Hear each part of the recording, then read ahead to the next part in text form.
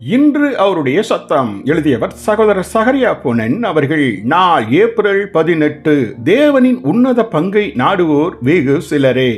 இஸ்ரவேலின் சிறந்த தீர்க்கதரிசியான எலிசாவை தேவன் அங்கீகரித்ததின் அடையாளமாக எலியா பெற்றுக்கொண்டது போல் 2 மடங்கு அபிஷேகத்தை அவன் மேல் அனுப்பினார்.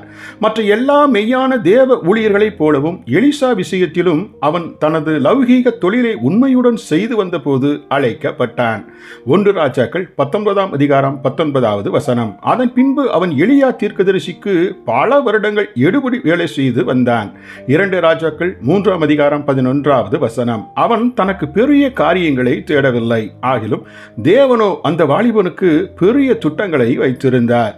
எலியா பரலோகத்திற்கு எடுத்துக் கொள்ளப்படும் முன்பாக எலிசா சோதிக்கப்பட வேண்டும். ஆதலால் தான் மட்டும் பெத்தேலுக்கு செல்ல தீர்மானித்து எலிசாவை கிழ்காலிலே நின்று விடும்படி எலியா கூறுகிறான். ஆனால் ஒரே தீர்மானத்துடன் எலியாவை தொடரும்படி முடிவெடுத்திருந்த எலிசா நின்றுவிட மறுத்து விடுகிறான். பெத்தேலிலே எலிசாவை தன்னை விட்டு உதறிவிட மீண்டும் முயற்சித்து தான் இன்னும் எரிகோவுக்கு செல்ல வேண்டும் என கூறினான். ஆனால் எலிசா அட்டையை போல ஒட்டி கொண்டான். கடைசியாக எரிகோவிலும் எலிசா அதே விதமாக சோதிக்கப்படுகிறான். மீண்டும் எலிசா இடைவிடாமல் தொடரும் சோதனையில் வெற்றி பெற்று எலியாவை பின்தொடர்ந்து யோர்தான் வரை சொல்லுகிறான். 2 ராஜாக்கள் 2ஆம் அதிகாரம் 14வது வசனம்.